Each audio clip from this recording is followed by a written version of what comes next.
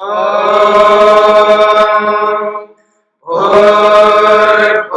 स्वः तत्सवितुर्वरेण्यं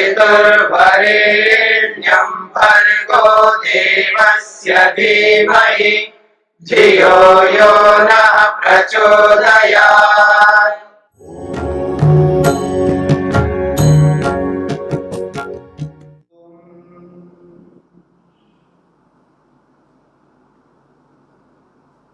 कैवल्यपाद के 7वें सूत्र को लेकर के हम विचार कर रहे हैं। प्रसंग है कर्मों का। 4 प्रकार के कर्मों में से हम निष्काम कर्म को लेकर के विचार कर रहे हैं। कौन व्यक्ति निष्काम कर्म कर सकता है? इस निष्काम कर्म को महर्षि पतंजलि ने, वेद व्यास ने अपने शब्दों में उसका नाम दिया है अशुक्ल अकृष्ण। ऐसा कर्म जिसमें शुक्लता नहीं है, ऐसा कर्म जिसमें कृष्णता नहीं है, अर्थात जिसमें न तो पाप होता है और न ही पुण्य होता है। पाप रहित पुण्य रहित कर्म को निष्काम कर्म बोला जाता है लोक में। उसी को यहाँ पर अशुक्ल अकृष्ण शब्द से बोला है। और ऐसा कर्म कौन व्यक्ति कर सकता है, उसकी परिभाषा में उन्होंने 3 विशेषताएं बताई हैं। ये विशेषताएं जिस व्यक्ति में प्राप्त होंगी वो व्यक्ति अशुक्ल अकृष्ण कर्म करता है। पहली विशेषता बताइए, सन्यासी का होना आवश्यक है, अर्थात जिसने त्याग किया हो, जिसका जीवन केवल समाज के लिए होता हो, जिसका जीवन प्राणी मात्र के लिए होता हो और जिसका अपना कुछ नहीं रहता, ऐसे सन्यासी व्यक्ति ही अशुक्ल अकृष्ण कर्म करते हैं। ये पहली विशेषता बताइए।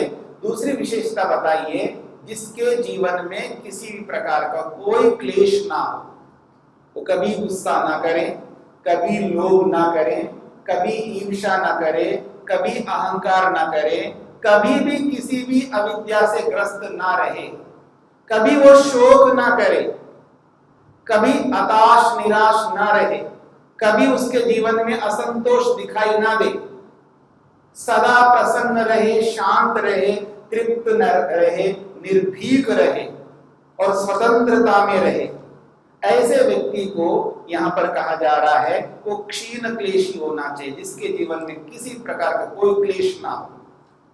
ये दूसरी शर्त है, दूसरी विशेषता बताइए। तीसरी बहुत बड़ी विशेषता बताइए, जिसका वर्तमान शरीर अंतिम शरीर होना चाहिए, जिसके लिए कहा चरम देह, अर्थात अंतिम शरीर वाला होना चाहिए। इसका अभिप्राय है यदि ये शरीर छूट जाए तो वो सीधा मुक्ति में चला जाएगा, पुनर्जन्म उसका फिर नहीं होगा, क्योंकि पुनर्जन्म का जो कारण है वो उसके जीवन में नहीं है। पुनर्जन्म उसी का होता है जिसके पास विद्या के स्थान पे अविद्या हो, जिसके जीवन में राग द्वेष आदि हो और उनसे प्रेरित होकर के जो कर्म करता है तो उसका कर्माशय बना हुआ होता है, और उस राग द्वेष के कारण से जो कर्म करता है उस कर्म के ढेरों संस्कार जीवन में रहते हैं। फिर उन संस्कारों से प्रेरित होकर के फिर वैसा कर्म करता है। ये श्रृंखला, ये चक्र की तरह निरंतर घूमता रहता है। फिर इस चक्र से कभी वो बाहर नहीं निकल पाता है, इसलिए उसका बार बार जन्म और मृत्यु होता रहता है। पर इस श्रृंखला से जो ऊपर उठा हुआ होता है, क्योंकि उसके जीवन में ऐसा कोई भी कारण नहीं बचा हुआ होता है जो उसको पुनर्जन्म को दिला सके, ऐसे व्यक्ति को यहाँ पर कहा है चरम देह, यानी अंतिम शरीर वाला। वो व्यक्ति यहाँ पर अशुक्ल अकृष्ण कर्म करता है। तो प्रश्न के रूप में प्रश्न उठाते हुए उसका समाधान किया जा रहा है, आखिर वो पुण्य कर्म क्यों नहीं करता? क्योंकि कर्म का नाम दिया है अशुक्ल अकृष्ण कर्म करने वाला। तो अशुक्ल को समझाना चाह रहे हैं कि वो अशुक्ल यानी शुक्ल क्यों नहीं करता, अर्थात पुण्य कर्म क्यों नहीं करता। आप देखेंगे अमूमन हर आदमी पुण्य करने की इच्छा रखता है, अच्छा कर्म मेरे से हो। और योगी के लिए कहा जा रहा है वो पुण्य कर्म करने की इच्छा ही नहीं रखता। क्यों? अगर कोई व्यक्ति लोक में कोई अच्छा कर्म करना क्यों चाहता है? वो इसलिए चाहता है कि उसके बदले में उसको बहुत कुछ उपलब्धि होती है भौतिक के रूप में, चाहे वो प्रशंसा के रूप में हो, कीर्ति के रूप में हो, या धन के रूप में हो, या नौकरी के रूप में हो, या कोई भी सांसारिक वस्तु मटेरियलिस्टिक चीज को प्राप्त वो कर सकता है। कोई ना कोई स्वार्थ उसके जीवन में होता है। उन सारे लाभों को, लौकिक लाभों को ध्यान में रखता हुआ व्यक्ति वो पुण्य कर्म करने की इच्छा रखता है। और इसका ये अभिप्राय नहीं है ऐसा नहीं करना चाहिए। जिसको जैसी इच्छा हो वो करे। जैसी का मतलब है जो व्यक्ति जिस उपकार से जो जो प्राप्त करने की इच्छा रखता हुआ वो कर्म करना चाहता है करे। यहाँ प्रश्न उसका चल रहा है योगी का। योगी क्या करता है उस बात को लेकर के बात कही जा रही है कि योगी पुण्य कर्म करना ही नहीं चाहता। क्यों? तो उसका उत्तर दिया है फल संन्यासात्। उसने फल को त्याग कर दिया, उसको किसी भी लौकिक फल की इच्छा नहीं। अर्थात वो कभी अंदर से, अंतरात्मा से, मन से प्रशंसा को नहीं चाहता, लेश मात्र भी नहीं चाहता। मेरी कीर्ति हो जाए ऐसी अपेक्षा, ऐसा एक्सपेक्टेशन वो लेश मात्र नहीं रख सकता। धन को पाने की इच्छा से कोई कर्म नहीं कर सकता। किसी भी भौतिक संपत्ति को प्राप्त करने के लिए प्रेरित होकर के कोई कर्म नहीं कर सकता। किसी भी भौतिक पदार्थ को पाने की लालसा से, तमन्ना से, अभिलाषा से उसका कोई कर्म नहीं हो सकता, क्योंकि उसके दिमाग में भर गया है मेरे को ऐसा कोई भी फल नहीं चाहिए। तो जैसा इस फल को त्याग करके जब वो कर्म करता है उसी का कर्म अशुक्ल होता है। यदि किसी के मन में ये बात आती हो कि क्या ऐसा भी कोई कर्म हो सकता है जिसमें फल की इच्छा ना हो, नहीं हो सकता। फिर यहाँ ये कैसा कहा जा रहा है कि फल को त्याग किया है? हाँ, समझने वाली बात है कि वो जो कहा जा रहा है लौकिक फल नहीं चाहता, यानी ऐसा कर्म वो कभी नहीं करना चाहता है जिस कर्म के बदले में कीर्ति मिले, यश मिले, धन मिले, संपत्ति मिले, जमीन मिले, या और भी भौतिक जो भी चीजें हैं ये मिले। इसकी कोई इच्छा नहीं रहती है। फिर क्या इच्छा रहती है? आखिर कर्म ऐसे तो नहीं कर सकता, कुछ तो इच्छा होगी, बिल्कुल होगी इच्छा। उसकी इच्छा होती है ईश्वरीय आनंद की, ईश्वरीय तृप्ति की, ईश्वरीय संतोष की, ईश्वर के गुणों को धारण करने की इच्छा से, मोक्ष को प्राप्त करने की इच्छा से जो कर्म किया जाता है उसी को निष्काम कर्म बोला जाता है। अब ये जो निष्काम शब्द है, इस शब्द को भी हमें समझना है थोड़ा, क्योंकि शब्द जब समझ में आता है तो अर्थ भी समझ में आ जाएगा। निष्काम शब्द का एक्चुअल मीनिंग, वास्तविक अर्थ ये होता है बिना कामना के किए जाने वाले कर्म को निष्काम कहा जाता है। यानी ऐसा कर्म जिस कर्म के पीछे किसी भी कामना का ना होना। और वास्तव में निष्काम कर्म केवल ईश्वर करता है। ईश्वर को छोड़ करके कोई भी जीवात्मा, मनुष्य या और कोई भी प्राणी पूर्ण रूप से बिना कामना के कोई कर्म कभी नहीं कर सकता। ये निष्काम शब्द का मीनिंग है, अर्थ है। कोई ईश्वर करता है। ईश्वर के जितने भी कार्य, सृष्टि को उत्पन्न करना हो, सृष्टि का पालन करना हो, और सृष्टि जब सुख देने में असमर्थ होता है तो इसको डिस्ट्रॉय करना हो, यानी प्रलय करना हो, या हमें वेदों का ज्ञान देना हो, जो कोई भी कर्म ईश्वर हमारे लिए करता है, हमारे एक एक कर्म का हिसाब करते हुए एक एक कर्म का, चाहे वो मानसिक कर्म है तो मानसिक रूप से फल वाचनिक कर्म है तो वाचनिक रूप से फल, शारीरिक कर्म है तो शारीरिक रूप से फल। जो भी कर्म करता ईश्वर, उस कर्म के पीछे उसकी ऐसी कोई कामना नहीं होती है कि ऐसा कर्म करके मेरे को कुछ मिले। कोई फल प्राप्त करने की इच्छा ईश्वर में होती हो, ऐसा कभी नहीं हो सकता। वास्तविक रूप में निष्काम केवल केवल ईश्वर करता है। यदि कोई ये सोचे कि क्या ईश्वर में कोई कामना नहीं होती है, हाँ, ईश्वर में कामना होती है। क्या कामना होती है? कि प्रत्येक मनुष्य मेरे को प्राप्त करे, यानी ईश्वर को प्राप्त करे, मुझे ईश्वर को प्राप्त करे, मेरे आनंद को प्राप्त करे और दुखों से छूट जाएं, और जिस उद्देश्य के लिए संसार मैंने बनाया है उस उद्देश्य का हर मनुष्य प्राप्त करे, ऐसी कामना है। पर कामना ऐसी नहीं है जैसी कामना हम सब में होती है। हमारे में जो कामना होती है, अप्राप्त को प्राप्त करने की कामना होती है। जो चीज हमें प्राप्त नहीं है, चाहे ज्ञान हो, चाहे कर्म हो, चाहे भक्ति, कोई भी हो, किसी भी रूप में जो अप्राप्त है, उस अप्राप्त को प्राप्त करने की कामना प्रत्येक मनुष्य में होती है। पर ईश्वर के लिए तो सब कुछ प्राप्त है। ईश्वर के लिए कोई ऐसा है ही नहीं है जो अप्राप्त है। तो इसलिए ईश्वर में अप्राप्त को प्राप्त करने की कोई कामना नहीं होती है। और ईश्वर जो सृष्टि बनाता है, उसका पालन करता है, उसको प्रलय में पहुंचा देता है, जो हमारे कर्मों का फल प्रदान करता है, जो हमें ज्ञान देता है, इन सारे कर्मों के बदले में ईश्वर कभी भी ऐसा कोई फल हमसे अपेक्षा रखता हो, ऐसा बिल्कुल नहीं। क्योंकि ईश्वर को हमसे कुछ नहीं चाहिए। क्योंकि जो व्यक्ति कुछ चाहता है उसके पास नहीं होता है तब चाहता है।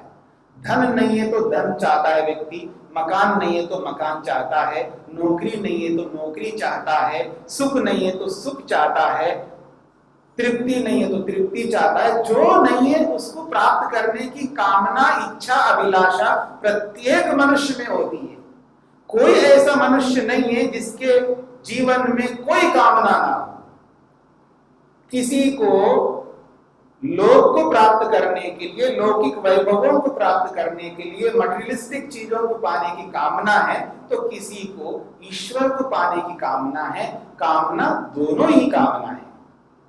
पर यहां जो कामना बताई जा रही है, ये वो कामना है कि मटेरियलिस्टिक जो भी भौतिक वस्तु है उसको प्राप्त करने की कोई इच्छा योगी में नहीं होती है। इसलिए बोला जा रहा है फल संन्यासात्, उसने लौकिक फलों को त्याग कर दिया है।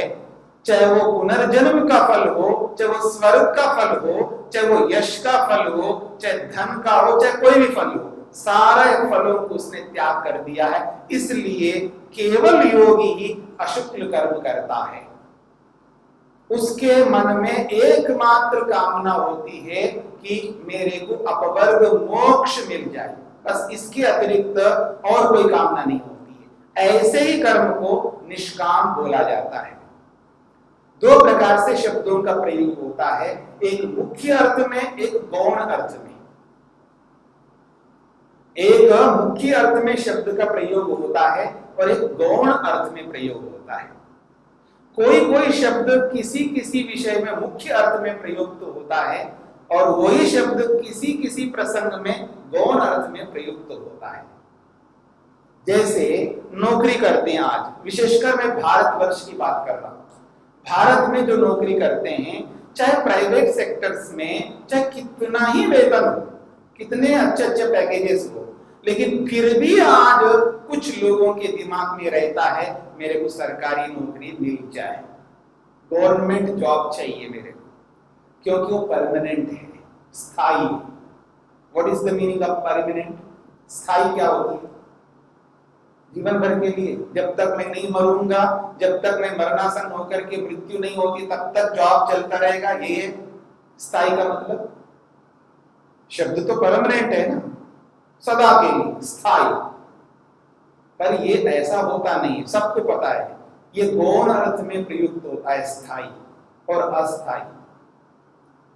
तो जो स्थायी नौकरी जो है, परमानेंट जो जॉब है, ये गौण अर्थ में है, अर्थात उसका पीरियड है कि 30 साल 35 साल, जहां जैसा जैसा सरकार होती है उसके अनुसार, कहीं 35 हो सकता है, कहीं 40 साल हो सकता है, कोई 45 साल भी दे सकता है, कोई 50 साल भी दे सकता है, सरकार के अनुरूप जैसा भी होता होगा। इससे अधिक कोई नहीं देता है। कोई भी ऐसा नहीं है अभी बच्चा होश में आ गया है और उसको जॉब दे दे और जब तक नहीं मरेगा तब तक जॉब दे दे, ऐसा होता नहीं है। फिर भी वो परमानेंट जॉब चाहते हैं। तो ये जो शब्द का प्रयोग होता है गौण अर्थ में प्रयोग होता है, और कहीं परमानेंट तो परमानेंट के रूप में भी अर्थ हो सकता है जहां जैसा प्रसंग आएगा। तो ऐसे ही निष्काम शब्द मुख्य अर्थ तो ईश्वर में घटेगा और गौण अर्थ योगी में घटेगा। तो शब्दों के दो प्रकार से अर्थ लिए जाते हैं, मुख्य और गौण। इस बात को ध्यान दिलाने के लिए मैंने आपके सामने ये बात रखी है। तो अशुक्ल कर्म योगी क्यों करते हैं? तो उत्तर दिया है फल संन्यासा, क्योंकि योगी फल नहीं चाहता है, उसको उसके मन में कोई कामना नहीं होती है, अर्थात उसके मन में सांसारिक कोई भी कामना नहीं होता है।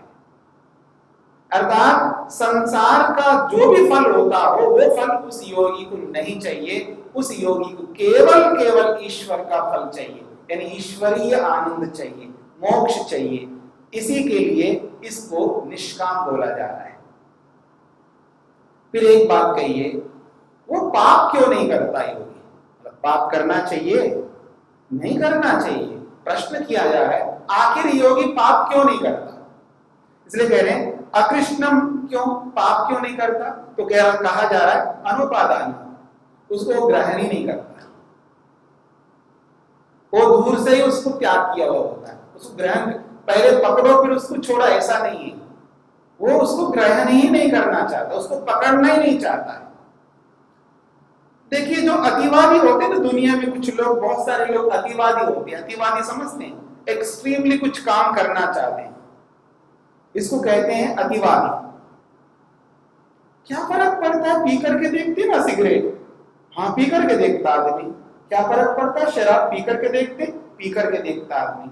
जितने भी गलत कार्य हो सकते हैं, अर्थात शारीरिक शरीर को दुख देने वाले कर्म हो, इंद्रियों को दुख देने वाले कर्म हो, मन को दुख देने वाले कर्म हो, बुद्धि को भ्रष्ट करने वाले कर्म हो, किसी भी प्रकार का गलत कार्य जो अनिष्ट कार्य है, ऐसे कार्यों को कुछ अतिवादी लोग ऐसा दिमाग रख करके चलते हैं, क्या फर्क पड़ता है, एक बार करके तो देख लें, ऐसा लगता है, इसलिए करके देख लेते हैं।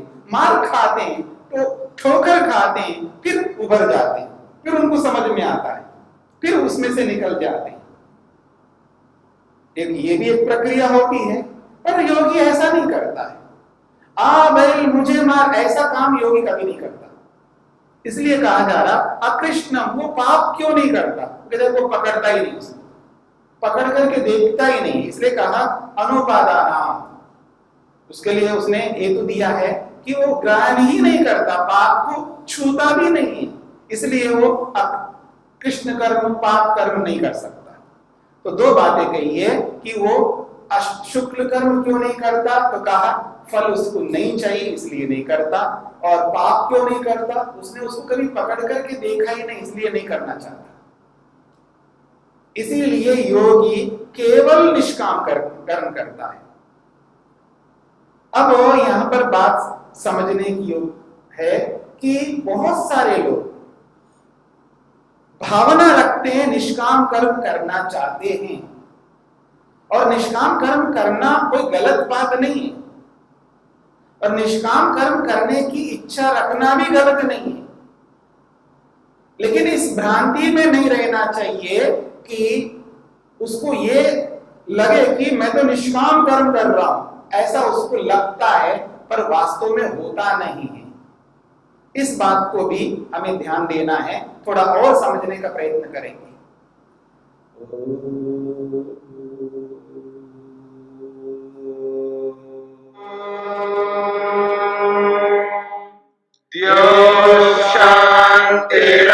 शांतिरंतरिक्षं शांति पृथिवी शांति शान्तिरापः शान्तिरोषधयः शान्तिः वनस्पतयः शान्तिर्विश्वे देवाः शान्तिर्ब्रह्म शान्ति सर्वं शान्ति शान्तिरेव शान्ति श्यामा शान्तिरेधि ॐ शान्ति शान्ति शान्तिः